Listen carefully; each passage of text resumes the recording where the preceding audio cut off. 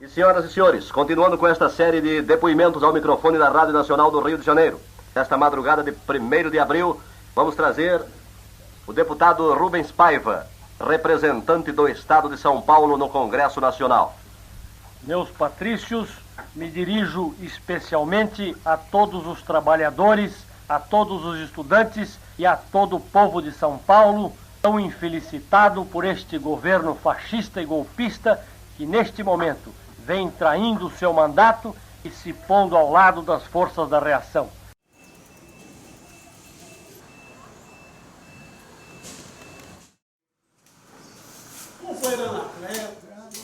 Prazer, companheiro. Rapaz, tudo bem, e você? Tudo bom, como está? Prazer. Parabéns, viu? Esse, o Ali Centro Manuel Lisboa, é um exemplo, tá certo? Para toda essa juventude que está por aí afora. São o centro de inspiração, retomando inclusive o espírito da Liga, do Julião, da Alexandre Crespo, da Amaru de Carvalho, está inspirando aqui todos os dias. Mas é muito importante, sabe? É muito importante ter essa memória viva, entendeu? E transmitir as nossas experiências para a juventude, para o povo, é um dever revolucionário. Seguro, a nova geração de militantes, por transformar a sociedade capitalista numa sociedade socialista, necessariamente precisa pegar este link, esta vinculação, né, esse período da resistência dos anos 60 até essa luta que vai, seguramente não para por aí, que vai até o triunfo, né? É um legado que devemos levar adiante, né? Você é o comandante desse negócio. O comandante é o povo.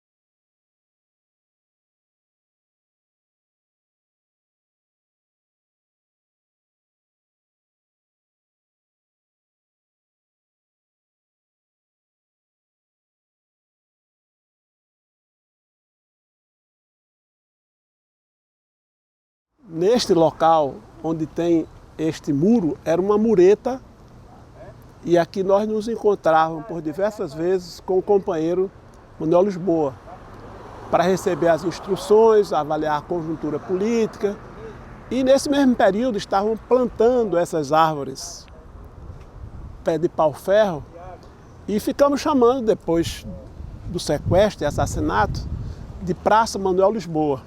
As árvores eram como este galho aqui, que estavam sendo plantadas em 73.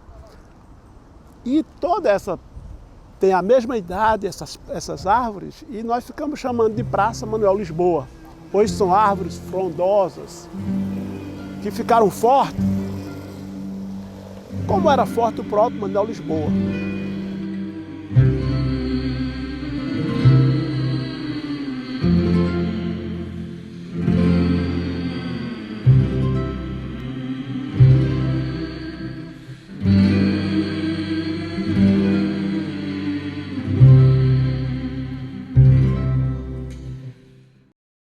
Manuel Lisboa foi o ser humano mais extraordinário e mais completo que eu tive a oportunidade de conhecer em toda a minha vida.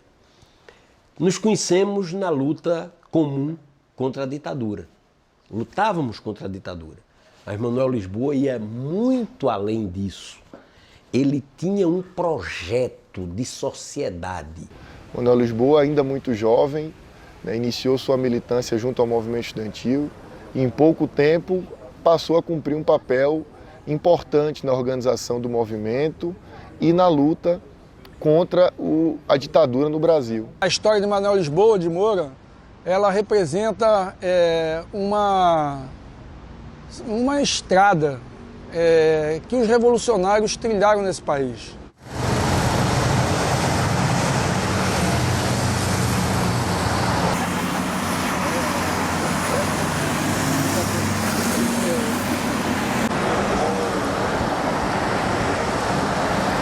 A casa era da minha avó. Ela é ainda antiga rua Ipiranga. Hoje, não sei qual é nem o nome, mas depois passou para Comendador Firmo Lopes, número 242, onde nós nascemos e fomos criados, e lá tivemos o contato com o tio Manuel. O tio Manuel ia de lá, foi de lá que ele fugiu várias vezes por causa da polícia. A casa que nós morávamos, que o Manuel também morou, é aqui. Só que hoje está totalmente modificada, né? Hoje é o centro, a Associação Pestalozzi. Por trás dessa casa, ela se une como era a Antártica antigamente, que foi a saída que o Manuelzinho teve, o tio Manuel. Quando a polícia chegou na frente, ele saiu por trás, que eles não sabiam da existência dessa ligação. Então foram eles entrando por aqui e eles saindo lá por trás. O Manuel Lisboa tinha um espírito de sacrifício muito grande. Ele era de uma família abastada, podemos dizer até rica, né, proveniente de uma família rica. Abandonou a universidade, de um curso de medicina, né, para se dedicar à sua causa revolucionária. Quando ele morreu, eu tinha 13 anos. Mas alguma coisa a gente viu, eu vi ele algumas vezes. Era uma figura que aparecia, por exemplo, à noite e de repente estava lá, no quarto da vovó. De manhã já não estava mais. Depois a gente foi entendendo melhor o que acontecia, né? Não podia pegar ônibus na rodoviária. Então tinha um amigo nosso que era dono de uma empresa de ônibus que morava na Fernando de Lima, na beira. Então a vovó pegava o tio Manuel no carro e levava para a casa dele. O ônibus ele mandava parar na porta da casa dele. Ele era o dono, parava na porta, ele subia e... Ele não podia pegar em ponto, nem podia pegar em rodoviária. Então, onde parasse, então na porta, ele entrava e seguia. De manhãzinha, cedinho, ia para Recife. E ele dava exemplos todo dia desse espírito de sacrifício. Ele andava muitas vezes a pé para economizar uma passagem de ônibus que fosse importante aquele dinheirinho para ajudar um companheiro, ou para ajudar a recrutar um companheiro, ou ajudar a fazer uma ação para o partido. E o Manuel Lisboa, para ser solidário ao companheiro que não tinha uma passagem, ele ia também a pé com aquele companheiro, apesar dele ter o dinheiro no bolso. Mas ele ia a pé, sendo solidário àquele camarada que não tinha sua grana.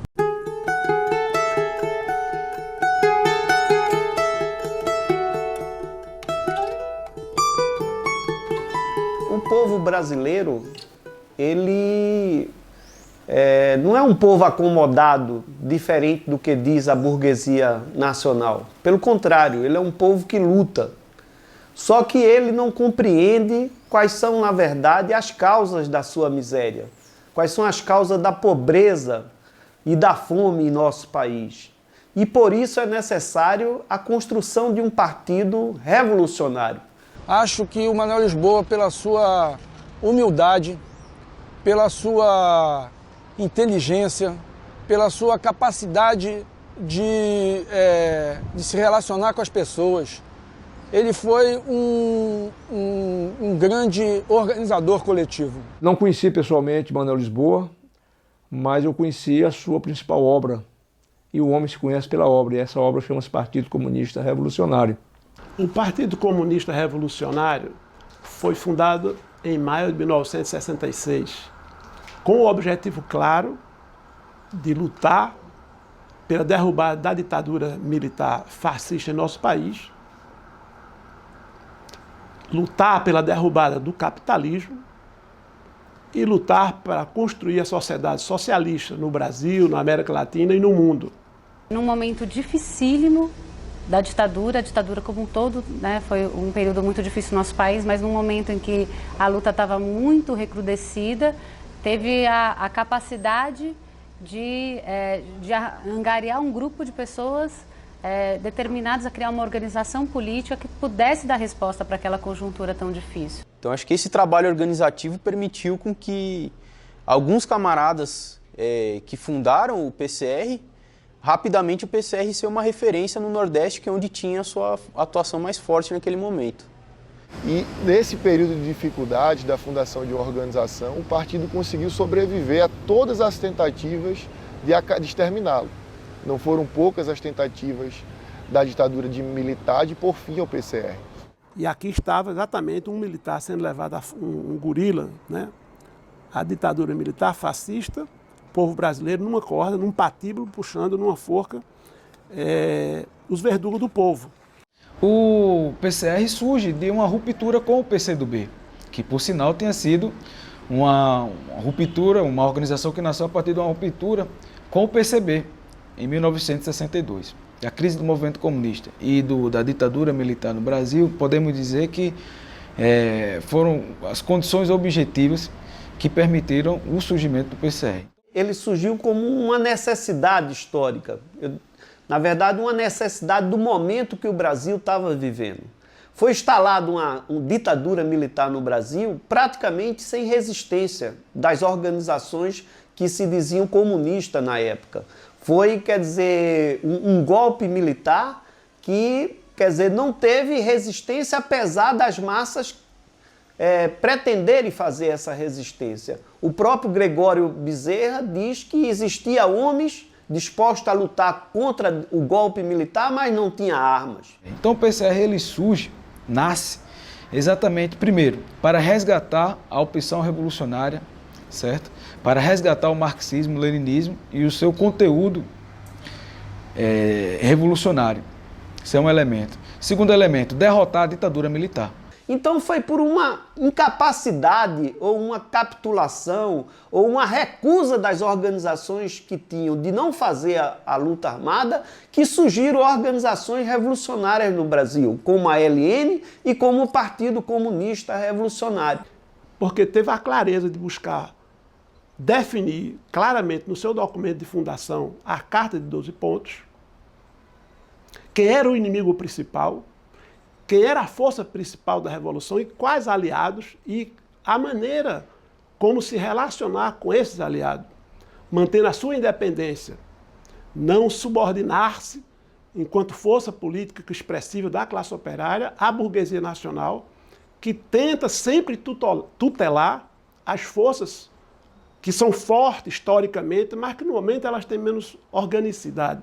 Por outro lado, o Manuel também enfatizava muito a necessidade da formação do revolucionário. O revolucionário tinha que ter e tem que ter uma formação marxista-leninista. Ele tem que se preocupar em conhecer não só a realidade do seu país, mas conhecer a teoria revolucionária. Isso é o que lhe dá força para resistir a todos os obstáculos que se coloquem à sua frente. Os exemplos que Manuel dava de abnegação, de formação política, de saber lidar com a classe trabalhadora, porque apesar de ter uma original universidade, o Manuel foi fundamental para desenvolver o trabalho do PCR naquele momento, entre os operários, entre os trabalhadores rurais. Ele pensa um partido marxista-leninista, inclusive em vários documentos do PCR, na década de 60, colocam essa questão da referência do Lenin, da referência de partido dessa maneira sendo estruturado, organizado.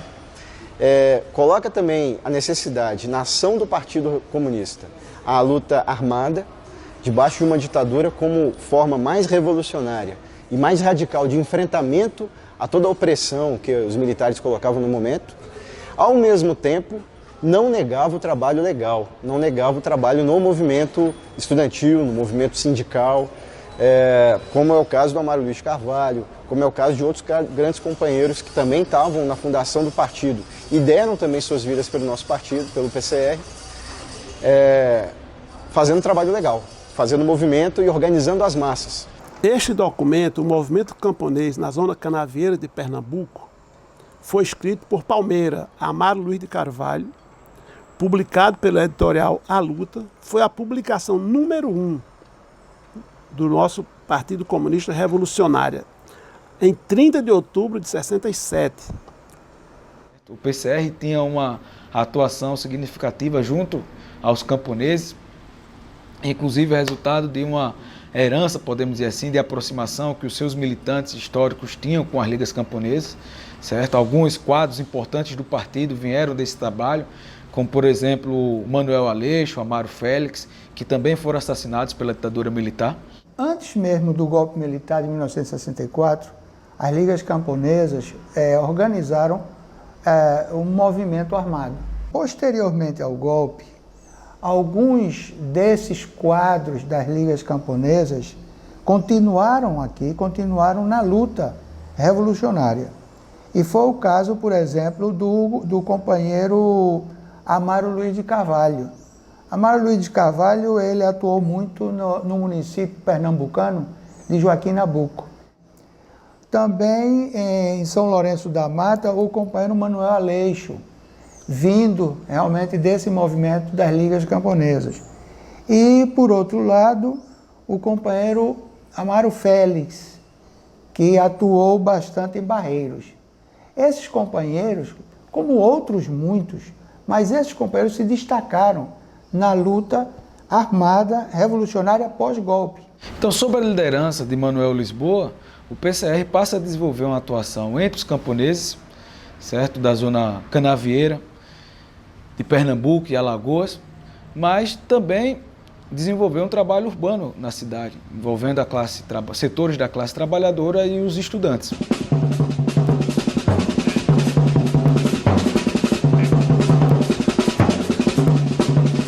As ações, que algumas delas eu participei, eram ações ousadas e inovadoras. Porque ele criou algumas coisas absolutamente inéditas.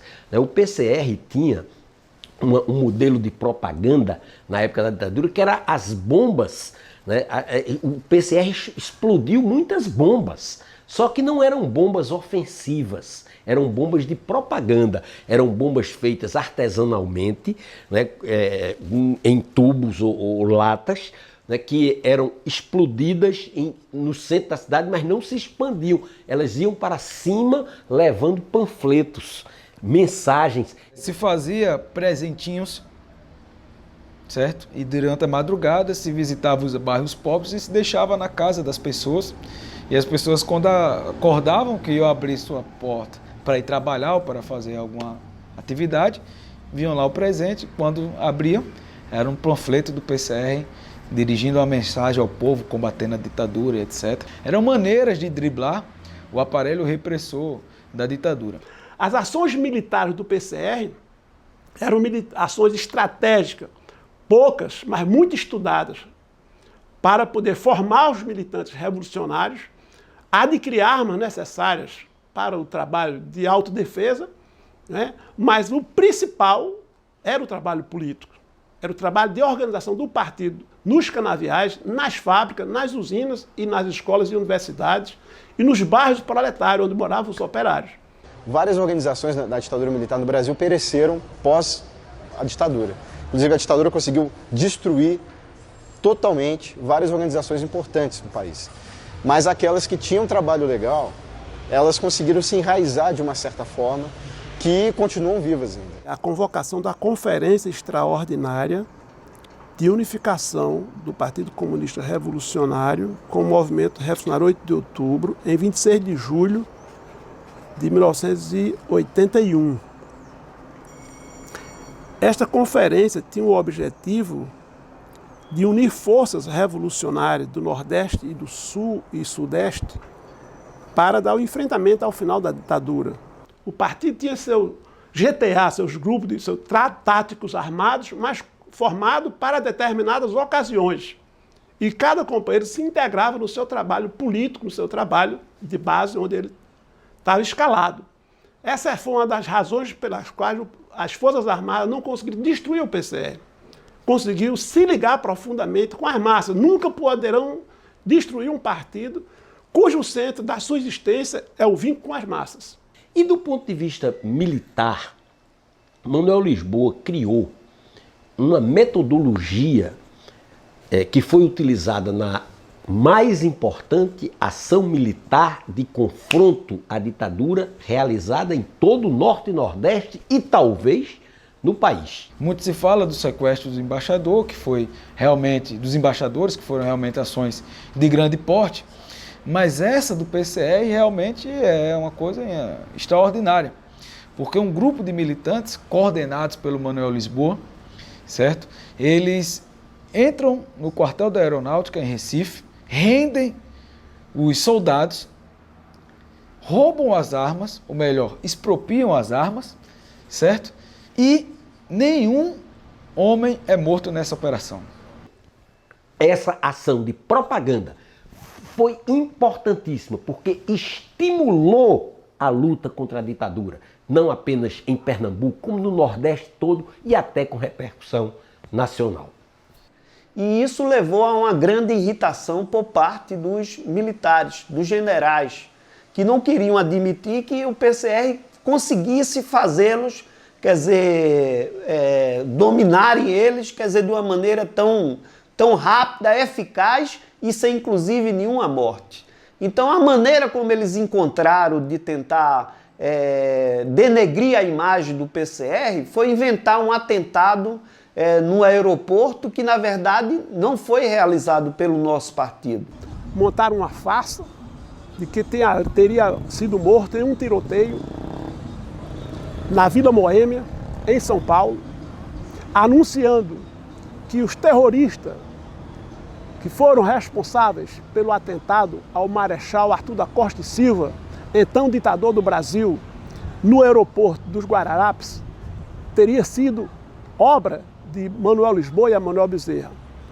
Ora, na verdade, eles assassinaram Manuel Lisboa aqui, depois transportaram numa aeronave da aeronáutica, enrolado numa estopa, e enterraram como desconhecido em São Paulo, no cemitério de Campo Grande. 30 anos depois, os seus companheiros, seus familiares, buscaram até encontrar os seus restos mortais. Levou 30 anos, tanto quanto foi para descobrir os restos mortais de Ernesto Che Guevara.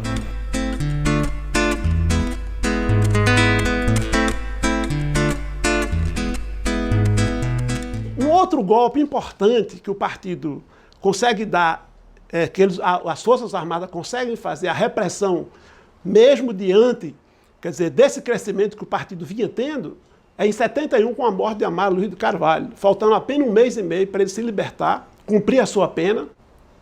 Amaro era tão importante que naquele sequestro do embaixador suíço, ele foi incluído na lista, veio uma carta para o presídio aqui, com ele na lista para ir embora, para livrar-se da morte de vários revolucionários que estavam sendo liberados. Foram uma lista com 70 revolucionários. Amaro, que faltava apenas um mês e pouco para sair, então escreveu uma carta, solicitou que fosse entregar a carta ao comando do sequestro para desembaraçar a operação, ele renunciando à sua inclusão e dizendo que ele estava próximo de ganhar a liberdade, que o país era muito grande e ele gostaria de ficar no Brasil. Claro, a tática do PCR sempre foi de que os revolucionários, uma vez perseguidos numa região, vai para outra região. O país é imenso, é um continente. Finalmente, eles cometem esse crime deliberadamente, um crime de Estado, deliberado, escolheram o dia, a hora e usaram presos comuns, que era um presídio com alas separadas, e ali ocorre o assassinato covarde e frio de Amaro Luiz de Carvalho. A decisão foi essa dos fuzileiros. Por quê? Porque Amaro Luiz de Carvalho era um quadro preparado, com curso de formação política e militar em Cuba, na China, quer dizer, operário da zona canavieira, operário da zona têxtil, trabalhou em São Paulo. É ele que aproximou o Zaratini para a formação do PCR em 66. Quer dizer, é um quadro operário, um quadro revolucionário de origem operária, mas intelectualmente muito desenvolvido.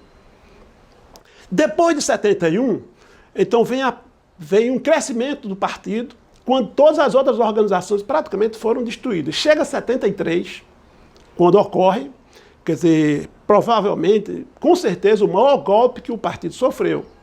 Um golpe cujo objetivo das forças que se reuniram, forças seletas com as experiências de destruição de outras organizações, era destruir, em definitivo, o PCR. Mas não o conseguiram.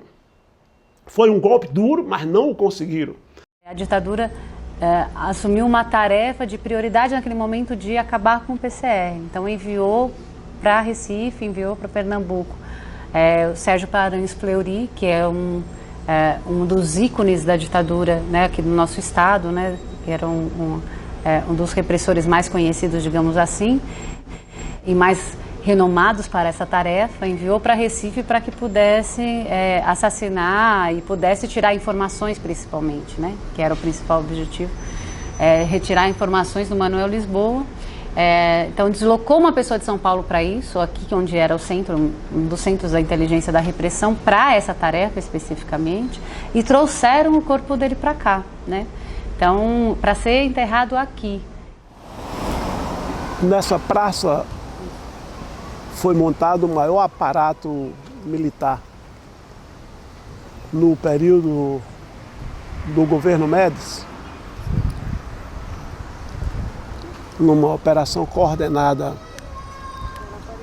pelo 2º Exército de São Paulo e pelo 4º Exército, por meio do DOI-CODE. E o objetivo era sequestrar o dirigente principal do Partido Comunista Revolucionário, o comandante das ações militares e políticas de propaganda que se passava num período em que praticamente não existia mais de nenhum ponto do país. E ele aguardava a companheira Maria do Carmo, uma operária da fábrica Torre, dirigente do Comitê Operário, para uma panfletagem acerca do arrocho salarial dos 9 anos da ditadura militar. E sabiam que estas ações eram comandadas pelo Partido Comunista Revolucionário. Na frente das fábricas, nos bairros operários. E naquela noite do dia 16 de agosto de 73, aqui estava o Manuel, esperando a companheira Maria do Carmo, e achava estranho a movimentação que havia naquela noite nessa praça. Aqui ao lado funcionava a Coca-Cola, a fábrica Coca-Cola, e tinha ônibus, tinha um caminhão da Coca-Cola e fazendo entrega em um restaurante que tinha aqui, mas era 7 da noite e lhe chamou a atenção aquele fato de estar fazendo entrega às 7 horas da noite. E foi de repente daquele caminhão que estava entregando os refrigerantes Coca-Cola, saíram os funcionários de Macacão, eram agentes do DOI-CODE, com fuzis, com metralhadora. Os casais de namorado, um casal que estava atrás dele, passou uma gravata que antes que ele sacasse sua arma de autodefesa, ele foi arrastado para uma veraneio do Exército que havia desse lado aqui. Manuel Lisboa foi sequestrado na Pracinha Fleme no dia 16 de agosto de 1973, num carro da veraneio do Exército, e passou aqui,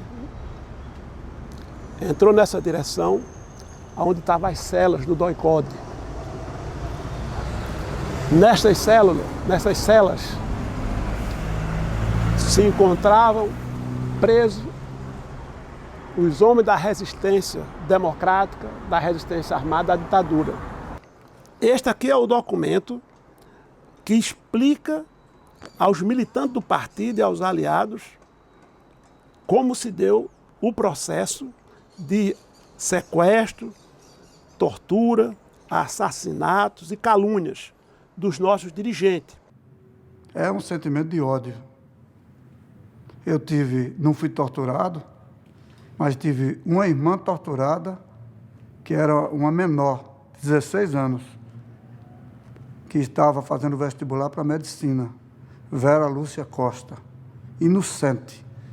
O Fleury, com a equipe dele no DOI-CODE de Pernambuco, torturou ela para 30 dias para saber onde eu estava. Eles sabiam que ela não sabia. Quando os companheiros eram sequestrados na calada da noite para as celas do DOI-CODE, eram encapuçados para não ter noção do lugar para onde estavam sendo levados. Entretanto, depois da primeira noite, ao ouvir tocar o sino da Faculdade de Direito, sabia-se que estava próximo da Faculdade de Direito, no centro do Recife. Não se imaginava que tamanho crime, que tamanha monstruosidade pudesse estar acontecendo exatamente na Praça 13 de Maio, ao lado da Faculdade de Direito, onde os estudantes discutiam o direito internacional, o direito constitucional, a democracia e o Estado de Direito.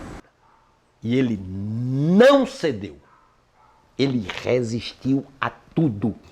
E eles se espantaram diante da grandeza, da coragem, da força, da coerência gigantesca do camarada Manuel em não dar uma só informação, em cuspir na cara dos torturadores, quebrar a máquina de choque e em pouco tempo Manuel dilacerado, mas inteiro, sem passar nenhuma informação para os seus inimigos. Numa outra contribuição importante que o Manuel Lisboa colocou para a luta revolucionária é a luta ideológica contra aqueles que achavam possível falar alguma coisa na tortura, né? Ainda talvez dar pistas erradas, talvez ter um controle que em determinados 3 dias, depois de 3 dias você pode falar, porque aí já é o tempo suficiente da organização fazer com que o aparelho seja inutilizado, fazer com que os outros companheiros fossem vivos, né?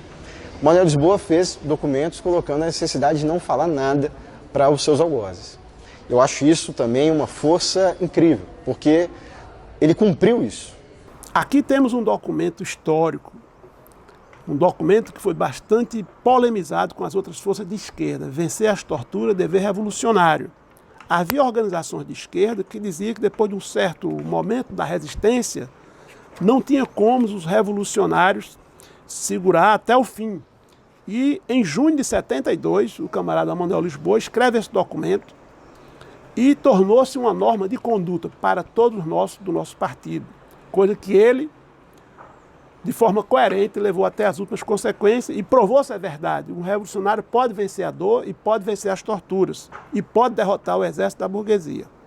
Sendo ali torturado, sofrendo todos os tipos de sujeições que era possível por parte da repressão, é um companheiro que se nega a entregar aos outros e que se nega a dar qualquer informação da organização. Porque o objetivo era pegar os principais dirigentes, né? E pegando os dirigentes, matando os dirigentes, o partido praticamente fica inexistente, né? Foi o que permitiu a gente ainda estar vivo até agora, a gente quanto organização. Aí, depois de 18 dias de interrogatório e tortura, se montou um tribunal criminoso, um tribunal clandestino, com oficiais do Exército, comandado diretamente pelo chefe da 2ª seção e pelo comandante do 4º Exército de então, e sempre com ligações diretas com o Ministério do Exército e com o gabinete do presidente general ditador Emílio Garrastazu Médici. Eu estava sendo conduzido por um corredor com capuz, quando o carcereiro que me conduzia, ao passar pela cela de Manuel Lisboa, tirou o capuz rapidamente, virou minha cabeça na direção do corredor e foi o tempo de eu ver Manuel Lisboa destroçado. Manuel Lisboa resistiu a 18 dias nessas condições, sem revelar nada aos torturadores. Eu sou testemunha viva disso. Nada do que Manuel Lisboa sabia sobre nós, sobre mim, sobre minha vida, chegou ao conhecimento da repressão. Nada. Essa é a derrota, porque parece, quando os militares matam esses revolucionários, que eles estão derrotando os revolucionários, mas não é verdade. Os revolucionários derrotam os militares quando eles não falam nada, e Manuel Lisboa não falou nada. Eu acho que esse é mais um exemplo, porque a nossa organização, o PCR, continuou vivo também, porque ele não disse absolutamente nada e pagou com a sua própria vida para cumprir, para, inclusive, como dizia o Che Guevara, provar suas verdades. Derrotou a tortura, derrotou o medo, derrotou a dor e afirmou a condição humana até sobre o instinto de sobrevivência, mostrando a força que uma causa pode dar a um ser humano. Manuel Lisboa acreditava na sua causa.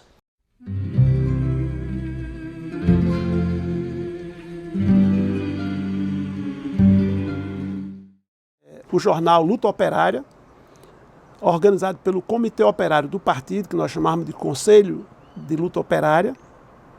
Aqui contém o editorial do companheiro Manuel Aleixo, do companheiro Manuel Lisboa. O exército burguês deve e pode ser destruído. Isso é um documento levado ao povo trabalhador para desmistificar essa falsa credibilidade com base na mentira de que as Forças Armadas defendem a nação, que defende o povo, defende os trabalhadores, mas na verdade ela defende a ordem burguesa, o Estado burguês. 43 anos depois, o nome de Manuel, mesmo debaixo da terra, tem mais força do que toda a unidade militar que tirou a sua vida. Porque a força moral de um revolucionário, de um patriota, de um internacionalista, é incomensuravelmente maior do que as forças armadas da burguesia. No ano de 2003, depois de 30 anos de Manuel Lisboa ter sido assassinado, graças a um esforço gigantesco, não só do Centro Cultural Manuel Lisboa, mas também da Comissão de Mortos, dos Desaparecidos Políticos, do movimento Tortura Nunca Mais, foi possível localizar seus restos mortais. Uma das principais dificuldades que o partido teve foi exatamente em envolver a família, né? Mas aí a gente conseguiu, através do sobrinho do Manuel Lisboa, essa força dentro da família para poder a gente efetivamente conseguir organizar a vida e o translado do Manuel Lisboa. Me foi dada a incumbência na época pela minha avó, mãe de Manuel, obviamente, para localizar, buscar o corpo, resgatar o corpo lá de São Paulo, que foi localizado pelos técnicos da Unicamp, com o pessoal dos direitos humanos, e localizaram onde se encontrava o corpo, os restos mortais de Manuel Lisboa, que era no cemitério de Campo Grande, lá em São Paulo. Manuel também tem uma história ligada com o estado de São Paulo, né? Porque os restos mortais do Manuel Lisboa, assim como os do Emanuel Bezerra, foram enterrados aqui em São Paulo, no cemitério do Campo Grande, na Zona Sul. A gente só conseguiu identificar, localizar os restos mortais deles graças ao trabalho dos familiares, né, da Comissão de Familiares de Mortos e Desaparecidos. Nessas investigações nós constatamos que tinha 2 presos políticos que não eram de São Paulo, que eram do Nordeste e que tinham sido sepultados aqui num cemitério que ninguém tinha conhecimento, que é o cemitério do Campo Grande, aqui na Zona Sul de São Paulo. E isso nos incomodou muito, porque geralmente os presos políticos que tinham sido mortos pela repressão, os seus corpos eram encaminhados ou para um desaparecimento total, você nunca achava nenhuma pista, ou às vezes iam para o cemitério da Vila Formosa, o cemitério Dom Bosco em Perus. E no Campo Grande foram os 2 únicos, foi o Emanuel Bezerra dos Santos e o Manuel Lisboa de Moura. Foram os 2.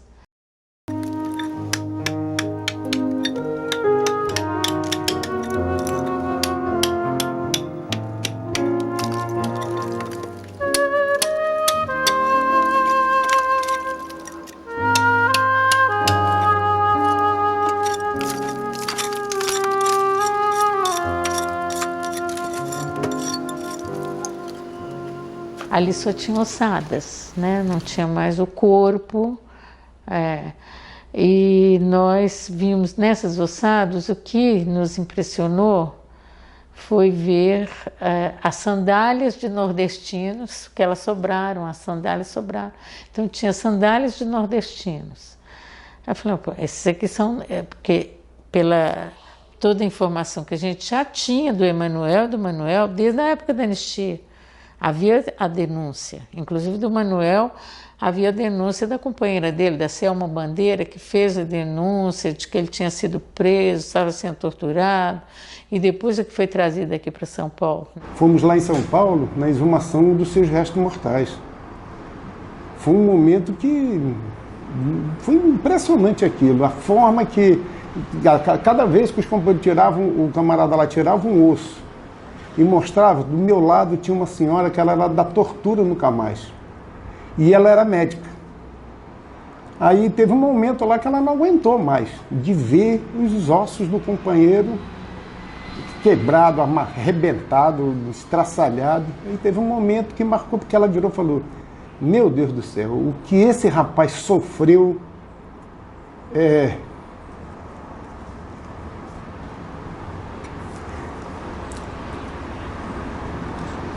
foi um momento muito que marca, né? Uma pessoa que conhece, que faz e fala isso, né? Olha, esse rapaz sofreu e muito, né? E aquilo ali, um companheiro, né, quando ele caiu, quando ele foi preso, ele virou a falar assim: esse camarada aqui não denunciou ninguém. Para uma família que queria seu filho médico, foi uma pancada muito grande, de repente, vê-lo em outras circunstâncias, né? Vivendo quase como um mendigo, escondido, fugido, mas em nenhum momento deixou de ter o apoio da família, que é bem interessante essa família, porque de um lado existia o comandante, vamos dizer, Manuel Lisboa, do PCR. Do outro lado, o seu irmão, capitão do Exército de Recife. Dentro da mesma família, dentro da mesma casa. Ele foi morto em Recife e imediatamente no quartel, meu tio, irmão dele, capitão, não soube de nada. Foi omitido. Claro, eles sabiam de tudo, né? Mas sabiam que ele também era irmão. E assim que ele soube do assunto, pediu baixa imediata do Exército. E encerrou a carreira militar.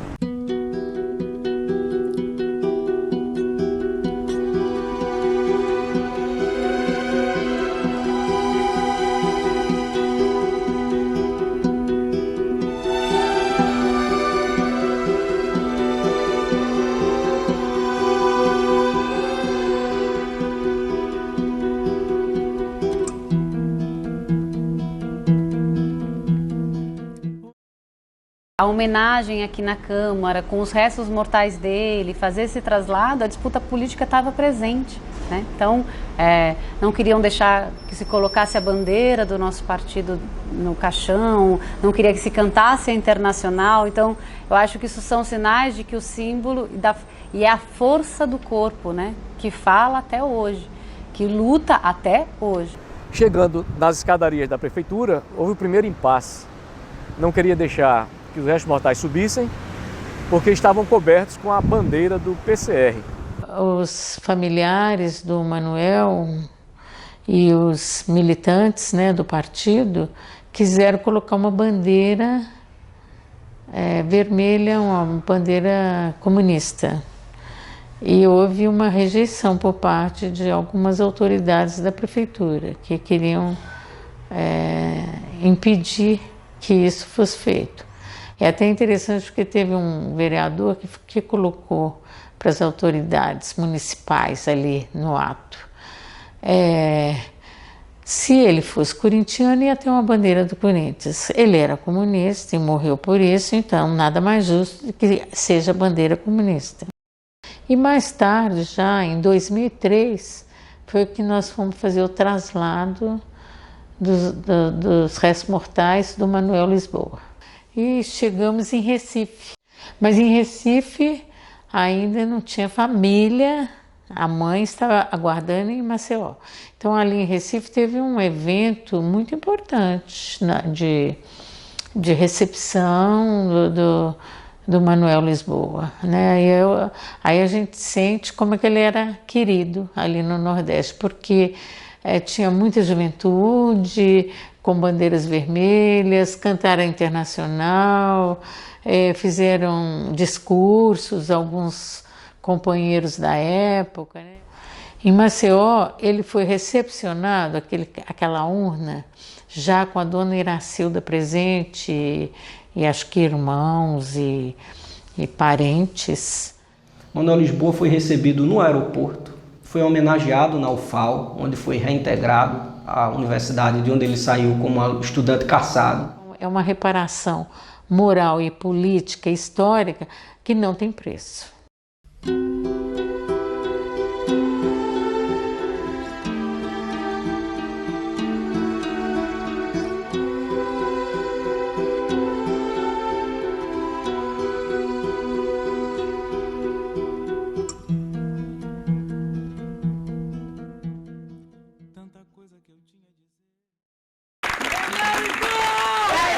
Manuel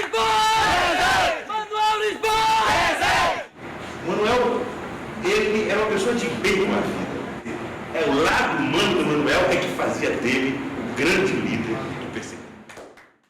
E em seguida fomos até o cemitério e durante todo o percurso, carreata, fogos de artifício, populares o saudavam no caminho e houve uma última homenagem no cemitério quando finalmente os seus restos mortais puderam repousar na sua terra natal.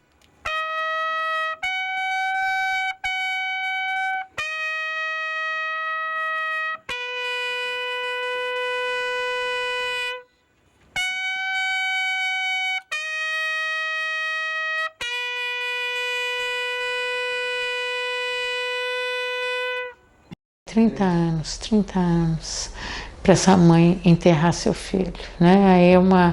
E ela ainda foi uma das poucas mães que pôde enterrar seu filho, né? Porque tantos desaparecidos ainda temos até hoje. As mães procuram viver até mais do que suportam para ver se ainda enterram seus filhos e não conseguem, morrem antes. Ele tinha um ideal, ele era direito, mas o ideal dele foi para a felicidade de todos, né? Vovó faleceu em 7 de julho de 2007, mas com certeza com o coração leve, porque era um peso muito grande. Não em receber o seu filho vivo, mas receber o seu filho, ou os restos mortais dele, que para ela teve a mesma força, o mesmo efeito. Por isso Manuel não morreu, é por isso que Manuel, nós dizemos, entrou na imortalidade. Os companheiros não morrem. O compromisso que eles tinham com a libertação do povo, isso é para poucos. E eles não só tinham esse compromisso, como eles tomaram iniciativa, eles criaram caminhos, eles enfrentaram a repressão e, inclusive, dando o que tem de melhor, né, que é a vida. Eles deram a vida deles. Então, são heróis. Esses, Manuel, para mim todos eles são heróis do povo brasileiro.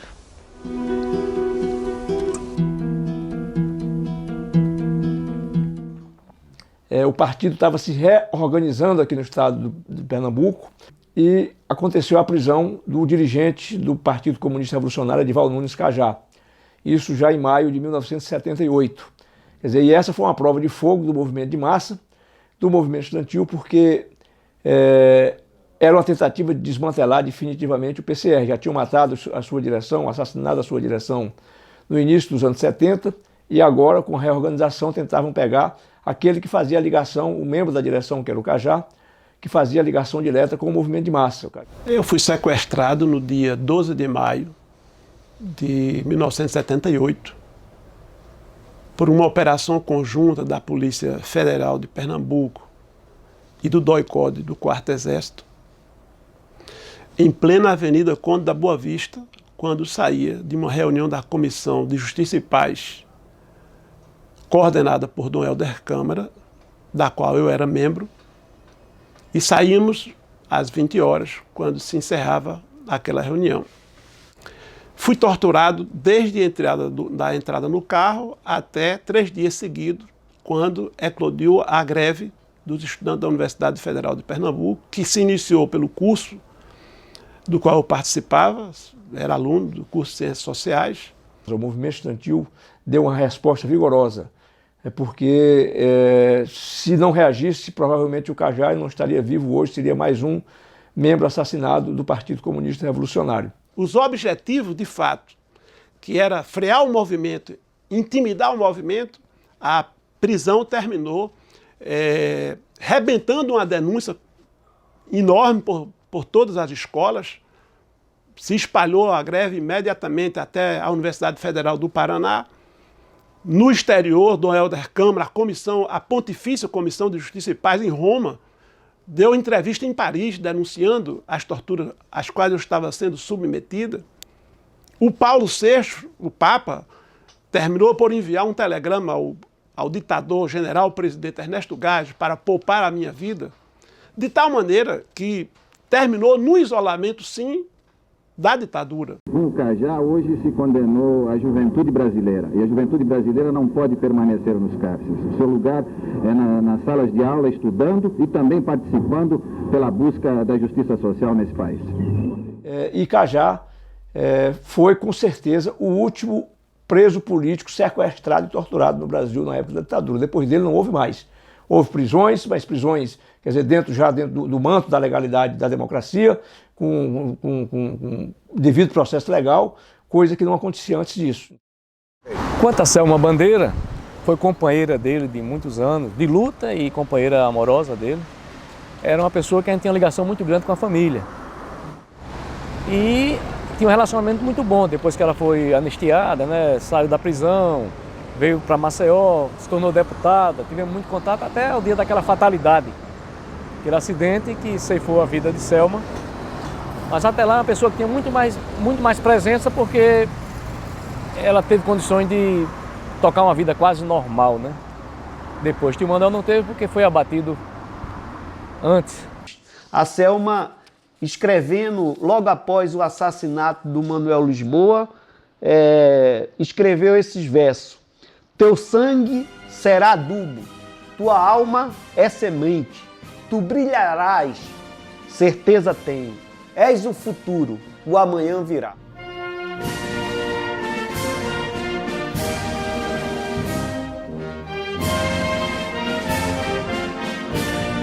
O concerto para Manuel Lisboa, pela Memória, Verdade e Justiça, foi um momento bastante emocionante, um momento assim que a gente construiu há alguns meses. Foi realizado no Teatro Santa Isabel, quer dizer, então, que é um teatro histórico, que foi onde Castro Alves fez o seu discurso contra a escravidão. Então, um momento que reuniu várias manifestações culturais, desde a poesia, do teatro, do coral, da música latino-americana. Então, começando e encerrando com o hino da classe trabalhadora, a Internacional.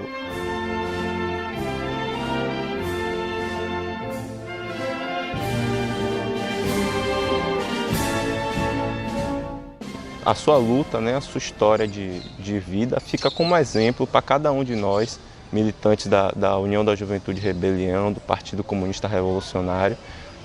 Tudo que Manuel Lisboa fez no passado, hoje nós continuamos a fazer, né, continuamos a lutar, não mais contra a ditadura, mas contra esse sistema opressor que é o capitalismo.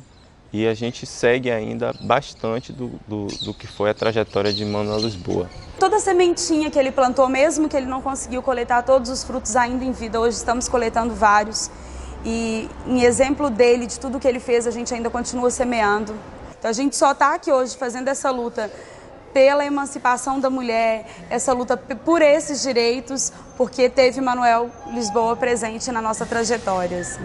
Esse legado, né, esse exemplo de que ele foi um jovem que não somente propôs a mudança de uma sociedade, mas ele em si era a mudança dessa sociedade. Ele era esse exemplo de caráter e de revolucionário, de verdade, que toda a nossa juventude precisa conhecer e se espelhar. Manuel Lisboa, para nós, é uma inspiração de luta pelo socialismo.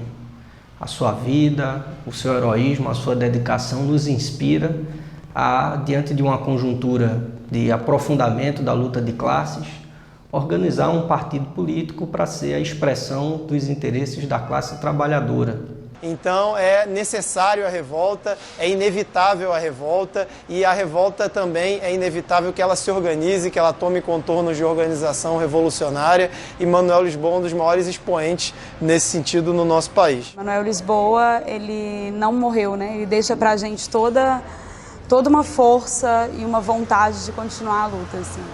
A luta dele permanece viva e que a gente vai levar como promessa do partido essa luta até o fim. Até a gente conquistar de fato a libertação do nosso povo e a tão sonhada sociedade socialista. E nós precisamos usar construir isso cada vez mais para consolidar uma sociedade em que nós possamos ter igualdade.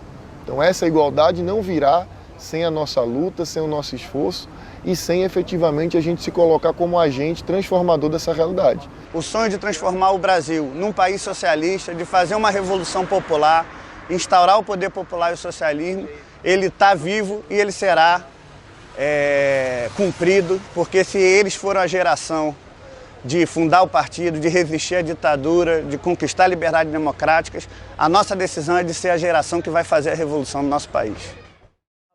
Eu vi uma frase interessante, que é um quadro dele que se encontra até hoje no Centro Cultural. Ele foi feito por um fotógrafo profissional daqui, o Jean, francês. Ele tira a foto e revela ela em cima do mesmo material do quadro, aquela tela. E a pessoa que foi fazer essa montagem, a gente não sabia, ele era do Exército e hoje faz esse trabalho. Quando ele viu a foto, ele olhou e disse: esse jamais se dobra. Ninguém conseguiu dobrar. Essa frase foi muito marcante na época. E é o que eu diria hoje, é um homem de fibra, um homem muito forte, um homem que realmente entrou de corpo e alma e acreditou piamente e até dá sua vida por isso. É o que eu acho, ele é um herói brasileiro. Se eu tivesse a oportunidade de encontrar com Manoel Lisboa, eu não diria nada. Daria um prolongado, um interminável, um eterno abraço. E daria um segundo abraço. Também um abraço de gratidão pela histórica, heróica defesa que ele fez do nosso partido, nas câmaras de tortura do Exército dos capitalistas. No lugar mais difícil do revolucionário combater, ali ele combateu heroicamente. Defendeu o nosso partido, usou a sua inteligência, o seu corpo, para não deixar penetrar a polícia dentro do partido. Uma espécie de escudo de proteção, e assim pôde salvaguardar uma grande parte do partido, uma parte da sua direção, entre os quais eu que aqui estou, devo minha vida a Manoel Lisboa.